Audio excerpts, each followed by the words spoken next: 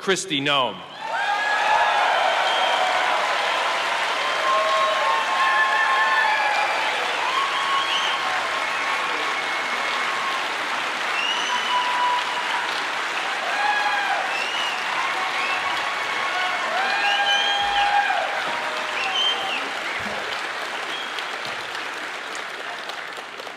Well, good afternoon. Thank you so much for that wonderful welcome. You know, it's an honor to be among a group of America-loving patriots like all of you. You have guts and you've got conviction.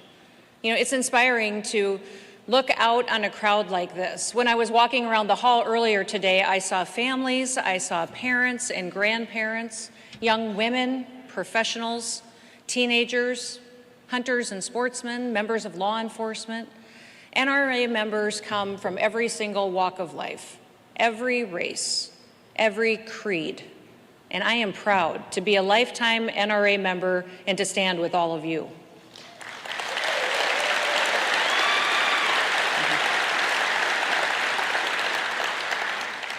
Listen, America is struggling right now, and there are those who want to change our foundational way of life.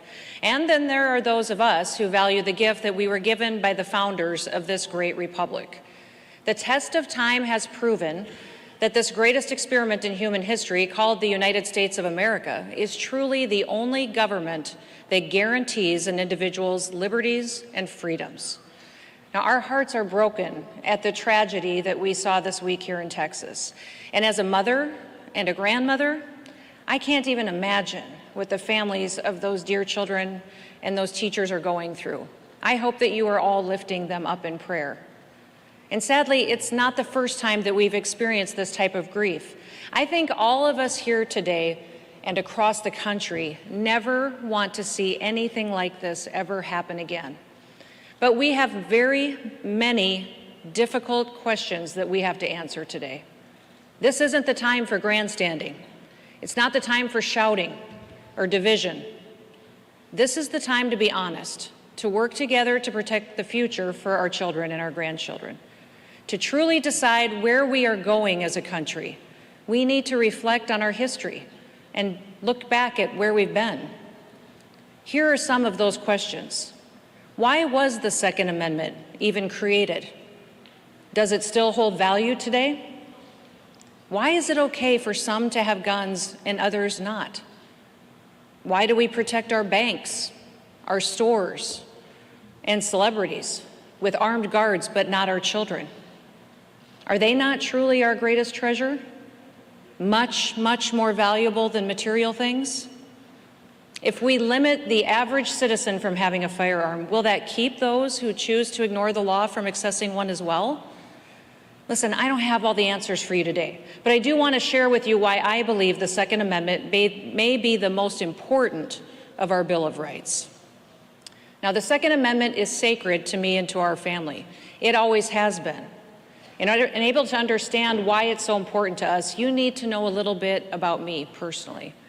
Growing up on a farm in South Dakota, guns were just a fact of life for my family. My dad was a farmer and a rancher, a real-life cowboy who worked harder than anybody I had ever known. He was tough as rawhide. He lived a life of integrity, and he expected his children to embrace those ideals. Of course, this also applied to our firearms. Owning guns wasn't a political thing for us. Like most American families, we rarely discussed government or politics around the table. On our ranch, our politics were lived, not talked about. We knew we had freedom and we had personal responsibility, but we also knew that we needed to use both to make our corner of the world a better place to serve other people. It wasn't complicated. Before I was old enough to get my own hunting license, I used to follow my grandmother when she was out bird hunting. And yes, in South Dakota, even our grandmas are armed.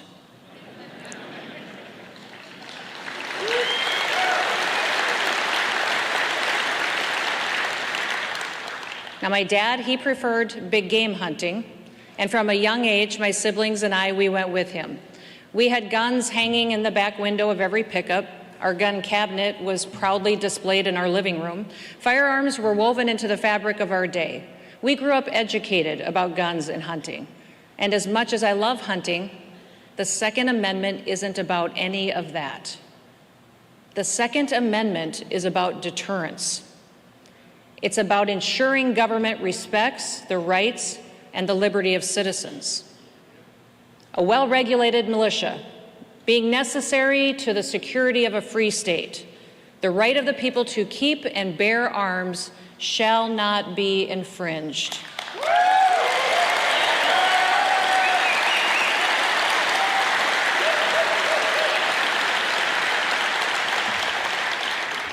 Those 27 words are freedom's last line of defense. The founders understood deeply that without an armed citizenry, authentic freedom could not and would not survive. Now, how did they know this? What were their circumstances? What did they know about human nature and the temptation to seize power? Did they know how fragile freedom could be? What were they drawing on? Well, number one, they were drawing on their own experience. The founders knew that the country would have never survived the Revolutionary War if the colonists hadn't owned their own weapons. Look at Boston in 1775. 11,000 expertly trained British soldiers occupied the city, and George Washington's ragtag army of Continentals surrounded them. His American volunteers carried only their personal muskets. They used these to hold the British at bay until a 25-year-old bookseller named Henry Knox could retrieve 60 tons of artillery and move it more than 300 miles to help. In the meantime, the Continentals challenged the infantry of the British Empire with the same firearms that they used to hunt squirrels and deer and to feed their families. Now, what else did the founding generation understand? They knew human nature. Writing in 1775, Thomas Paine laid it out clearly. While avarice and ambition have a place in the heart of man, the weak will become prey to the strong. The history of every age and nation establishes these truths, and facts need but little arguments when they prove themselves. When I read about the Constitution, I'm often struck by the subject and the issue of timing. The first 10 amendments, the Bill of Rights, were ratified effective December 15th, 1791. But what else was happening in the world at that time? The French Revolution. Unlike the U.S. Constitution, the Declaration of the Rights of Man, the foundational document of the French Revolution, does not include a right to bear arms. And Thomas Paine's arguments proved themselves in horrifying detail. In Paris, which was the center of European learning and culture for 1,000 years, mobs tore down statues and crosses. Does that sound familiar? They attacked religion. They desecrated churches.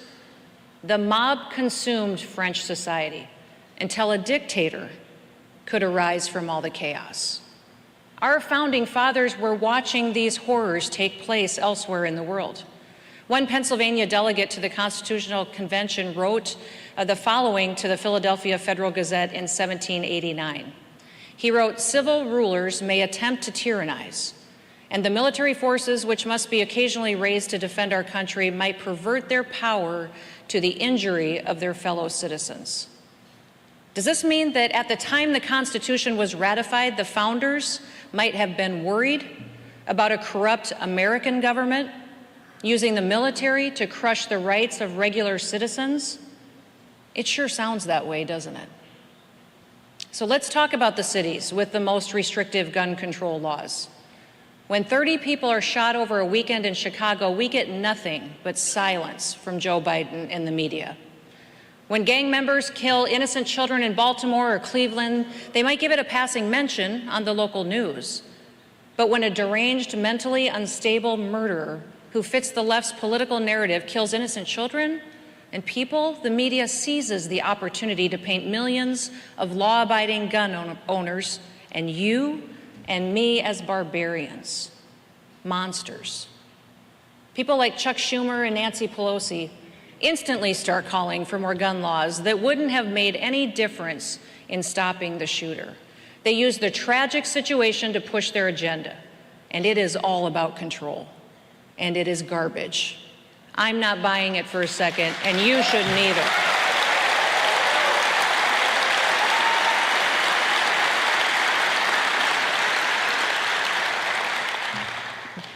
George Mason warned, to disarm the people is the most effectual way to enslave them. The pandemic showed us that freedom is just as fragile in our time as it was in 1775. Now, fortunately, more Americans are waking up to this. From 2020 to 2021, around 11 million people in this country purchased a firearm for the very first time.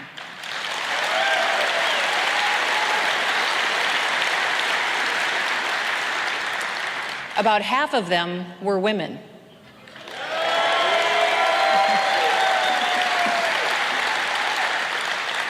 And almost 60% of them were over the age of 45.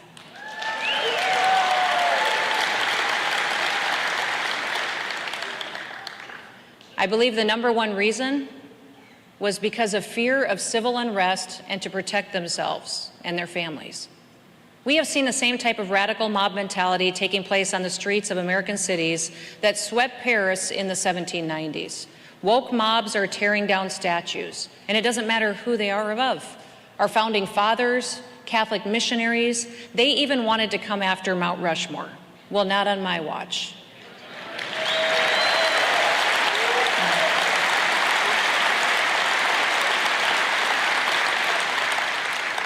On cue, the left and their media allies cheered them on. Remember when Chris Cuomo was asking where in the Constitution it says protests have to be peaceful? Well, it's in the first sentence, in the First Amendment, Chris. Look it up. Of course. Now, Americans were horrified. We have an incredible opportunity in front of us, but we also have a challenge.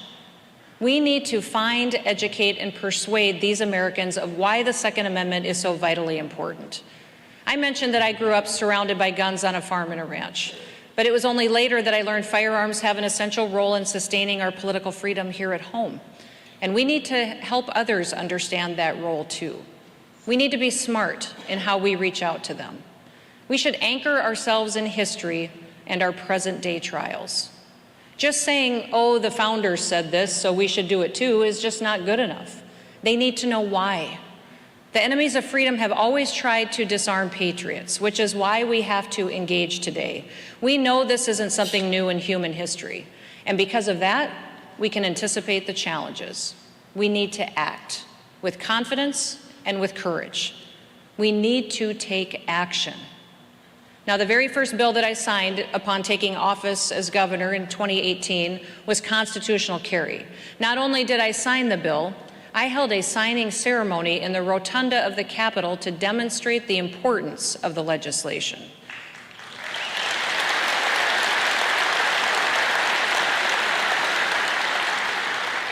But I wasn't done, so this year I advocated for and signed legislation that repeals all concealed carry permit fees in South Dakota, and the state is even going to pay for your federal background check.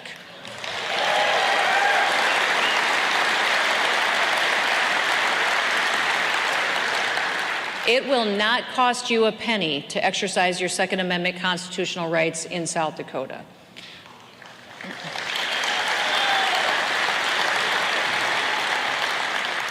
We also clarified South Dakota's Stand Your Ground law by establishing that the burden of proof by clear and convincing evidence lies on the parties seeking to overcome the immunity provided under this law. You have a right in South Dakota to protect yourself and your family. We updated the definition of loaded firearm to designate that a firearm is considered loaded only if a round is chambered. This makes it easier to store unloaded firearms while still letting you defend yourself in situations when seconds matter. When it comes to the Second Amendment, South Dakota is leading, and other states should follow our lead. Now is not the time to cave to the woke culture. Let me tell you the truth about the enemies of the Second Amendment. They are schooled in the ways of Marx and Lenin. They play the long game. They are content with chipping away at your rights. 50 years, 100 years, they are deceptive and they are patient. They count on Americans to tire of the fight, to eventually relinquish our freedoms and our rights. We saw it during the pandemic. Too many of our fellow citizens freely handed over their rights to work or to even leave their home until a corrupt government gave them the green light to do so. Well, not in South Dakota. We were the only state that never once shut down a single business or closed churches.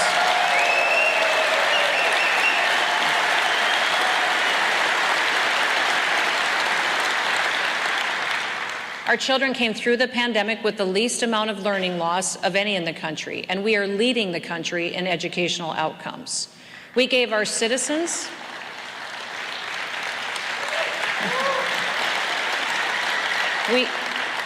We gave our citizens the best information. We let them use personal responsibility to make the best decisions for themselves and for their families. You know, freedom.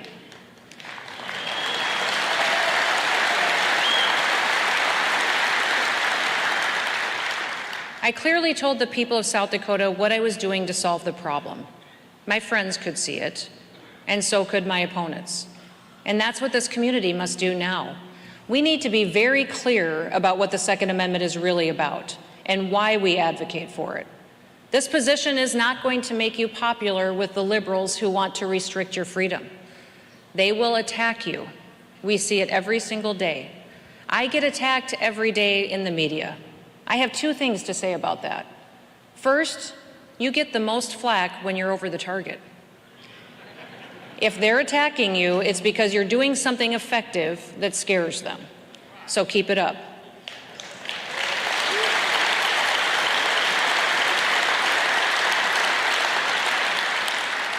Second, stay tough. To paraphrase Prime Minister Margaret Thatcher, the Iron Lady, you can't go wobbly on this. All right? I was recently reading a history of General Grant. He had a powerful reflection from early in the Civil War that I think is relevant for us in the gun rights community. In one of his earliest battles, the young Colonel Grant was leading his regiment against an enemy position. He was suddenly aware and felt an all-consuming fear. Fear that he would fail. Fear that he was going to get killed. Fear that he was going to get all of his men killed. And when his men finally came up over the rise, they saw that the Confederate position was empty, that they had deserted. The opposing colonel had been every bit as afraid of Grant as Grant had been of him.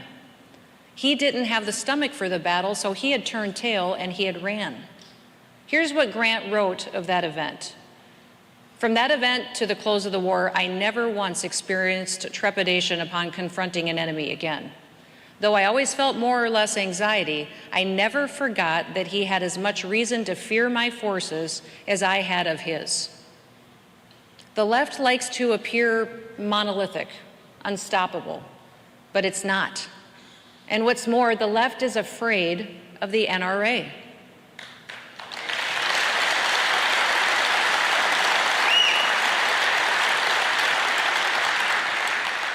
They fear people who think for themselves and who defend their rights.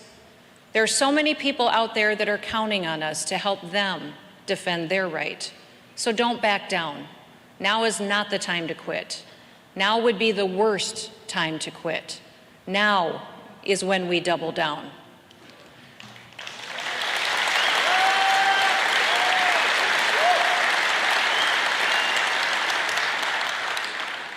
Lastly, what does it look like when a person embraces their fundamental rights and responsibilities?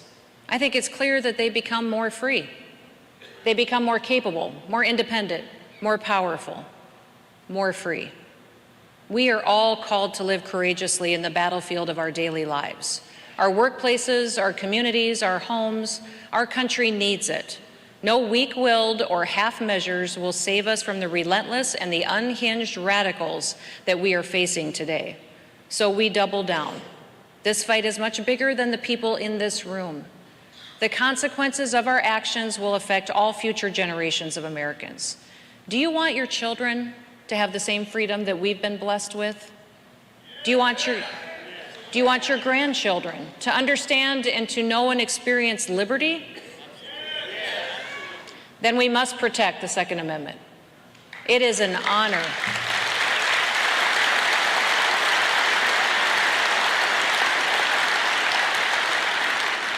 It is an honor to be in the trenches with each of you, and that's why I'm proud to be here today. So thank you for your work. God bless you, and may God continue to bless the great United States of America. Thank you.